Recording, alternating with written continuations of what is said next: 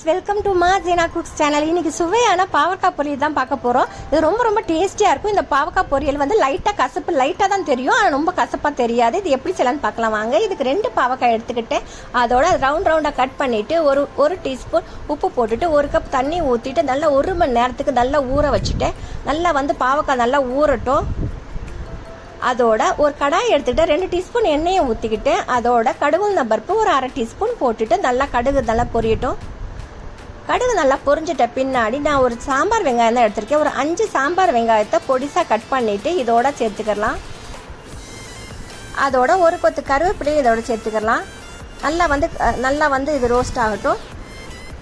நல்லா பொரிஞ்சிட்ட பின்னாடி இது வெங்காயம்லாம் நல்லா வந்து ஃபுல்லாக ஃப்ரை ஆகிட்ட பின்னாடி இப்போ வந்து பாவக்காய் நம்ம 1 மணி நேரத்துக்கு முன்னாடி ஊற வச்சோம் இல்லையா, அதனால தண்ணி வடிச்சிட்டு தண்ணி நல்லா புழிஞ்சு விட்டுக்கோங்க. புழிஞ்சிட்டு இதோட சேர்த்துக்கலாம். அந்த பாவக்காவை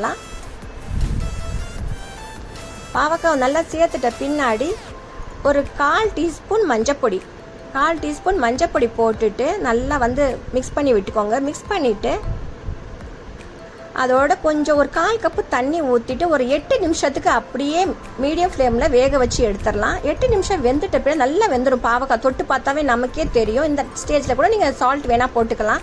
ஏன்னா ஏற்கனவே சால்ட் போட்டு தான் தண்ணியில் இருந்தனால சால்ட் வேணால் போட்டுக்கலாம்.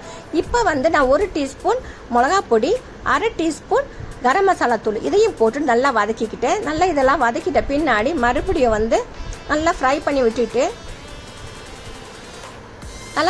விட்டுக்கலாம். மீடியம் ஃப்ளேம்லேயே வச்சு ஃப்ரை பண்ணி விட்டுட்டு மறுபடியும் லிட் போட்டு மூடி வச்சு லோ ஃப்ளேம்லேயே ஒரு 3 நிமிஷத்துக்கு வச்சு எடுத்தோம்னா சுவையான பாவக்காய் பொரியல் ரெடி ஆயிருங்க. அதோட கொஞ்சோண்டு வெல்லம் பீஸு, சின்ன சைஸ் வெல்லம் பீஸையும் போட்டுக்கோங்க. அப்போ அந்த வந்து கசப்பு நமக்கு தெரியாமல் இருக்கும். நிறையா போட்டாதே அப்புறம் இனிக்கும்.